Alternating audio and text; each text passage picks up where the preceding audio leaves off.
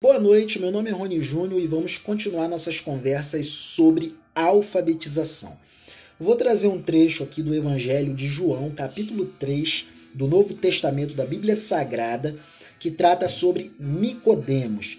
Este trecho é fantástico para a gente observar a diferença entre linguagem em sentido literal, a descrição da realidade do mundo material, para o que é a linguagem em sentido figurado, a linguagem subjetivo-interpretativa, linguagem poetizada, linguagem alegórica, linguagem metaforizada. Vamos lá. A Nicodemos. Havia entre os fariseus um homem chamado Nicodemos, um dos principais dos judeus. Este de noite foi ter com Jesus e lhe disse: Rabi, sabemos que és mestre, vindo da parte de Deus, porque ninguém pode fazer estes sinais que tu fazes se Deus não estiver com ele. A isto respondeu Jesus: em verdade te digo, que se alguém não nascer de novo, não pode ver o reino de Deus. Perguntou-lhe Nicodemos: Como pode um homem nascer sendo velho? Pode porventura voltar ao ventre materno e nascer segunda vez? A gente observa aqui que há um gap, há uma distorção na comunicação entre o que Jesus fala e o que Nicodemos entende.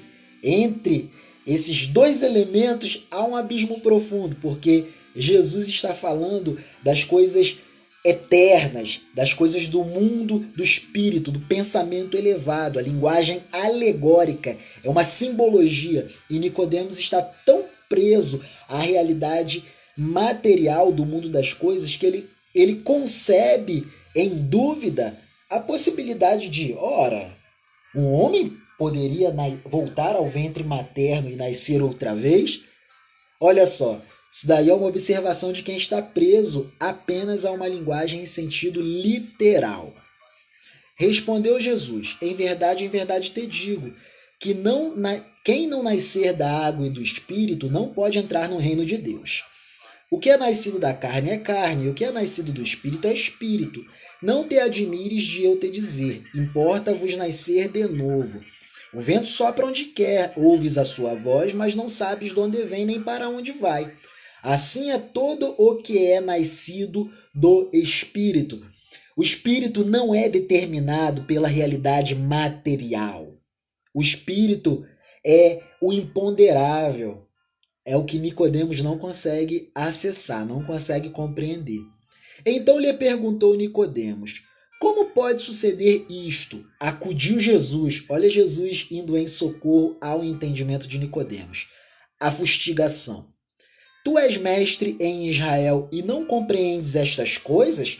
Ora, tu és letrado em altos postos do clero, no mundo judaico, você faz interpretações do Antigo Testamento, manuseia hermenêuticas, técnicas interpretativas, mas não compreende o que eu estou falando de tão básico. Em verdade te digo que nós dizemos o que sabemos e testificamos o que temos visto. Contudo, não aceitais o nosso testemunho. Se tratando de coisas terrenas não me credes, como crereis se vos falar das celestiais? Ora, se Jesus começasse a falar das coisas profundas da eternidade, aí é que Nicodemos jamais entenderia mesmo. Seguindo. E do modo porque Moisés levantou a serpente no deserto, assim importa que o Filho do Homem seja levantado, para que todo o que nele crê tenha a vida eterna. Então aqui Jesus faz uma referência à arquetipia e modelo estruturante do pensamento do povo hebreu. Quando da travessia do deserto, saindo do Egito, da condição de escravos, rumando para a terra prometida, em um determinado momento, Moisés levantou a serpente como um processo de redenção do povo, para os pecados que o povo sempre cometia. E Jesus toma essa arquetipia em comparação para fazer referência à vida do Filho do Homem para salvar a humanidade. Mesmo assim, Nicodemos entende nada. Porque Deus amou ao mundo de tal maneira que deu o seu Filho unigênito para que todo o que nele crê não pereça, mas tenha a vida eterna. Porquanto Deus enviou o seu Filho ao mundo, não para que julgasse o mundo, mas para que o mundo fosse salvo por ele. Quem nele crê não é julgado.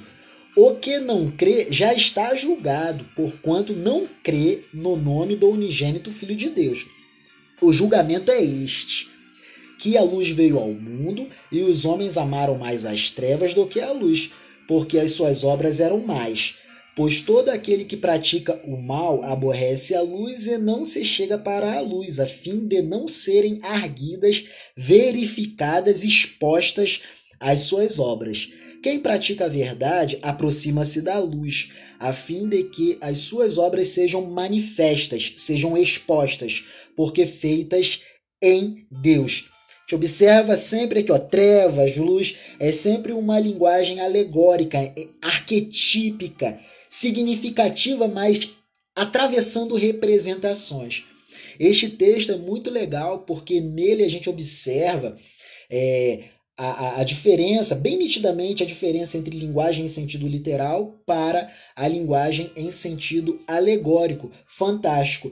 E a gente trazendo para a nossa realidade no Brasil, porque aqui no Brasil nós temos um perfil de alfabetização em que 8% da população inserida no mundo do trabalho é considerada proficiente, tem um domínio pleno sobre a linguagem. Então podemos dizer que apenas 8% da população brasileira que está inserida no mundo do trabalho, que participa da economia mais ativamente, é que tem habilidades plenas para manusear este tipo de linguagem.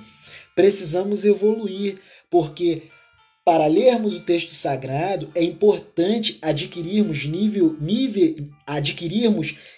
mais elevado no mundo da alfabetização. A gente observa que os perfis são analfabetos, rudimentares, elementares, intermediários e proficientes. Os analfabetos, eles não têm domínios de textos, não dominam a matemática básica. O que conhecem de letras e números é por afeição, por familiaridade. Os rudimentares já conseguem manusear pequenos textos, mas é ainda muito, como a própria palavra diz rudimentar, até para quem do básico. É uma faixa ainda retardatária em relação ao nível básico. Os elementares já conseguem manusear textos, fazer cálculos básicos da matemática com algum grau de planejamento, né? O indivíduo pega um problema matemático, tem de fazer uma ou duas etapas parciais para deixando em stand-by, deixando em esperando essas duas etapas parciais, fazer outros cálculos para no final chegar à resolução do problema. Os elementares já conseguem trabalhar esses tipos de cálculos, mas ainda é muito básico. Temos acima dos elementares os intermediários. Os intermediários já conseguem manusear textos um pouco mais complexos, mas ainda são dificultosos. Mas os intermediários já conseguem acessar esta diferença de uma linguagem de sentido fantástico, a linguagem alegórica, metaforizada, linguagem conotativa e fazer a diferença para o que é a linguagem da descrição do mundo da realidade, do mundo das coisas, a linguagem em sentido literal. E os proficientes já têm o domínio pleno sobre a linguagem e leem claramente, conseguem tirar significações. É aí que está é aí em que se encontram as nossas preocupações, no absorver as significações. Quando nós estamos em faixas muito baixas no mundo da alfabetização, a gente não consegue atingir e absorver as significações dos textos bíblicos. Para ler a Bíblia, até porque a Bíblia é um texto clássico e tem uma linguagem elevada. Para lê-la, nós devemos ter uma certa sofisticação em relação ao mundo da alfabetização. Essas são as nossas preocupações. Conversaremos mais sobre isso nos próximos vídeos. Mas legal a gente verificar aqui Nicodemos, né? Jesus falando e Nicodemos não entendendo. E Jesus tentando explicar o que ele estava falando e Nicodemos entendendo menos ainda. É a diferença, linguagem em sentido literal e linguagem em sentido figurado. Boa noite.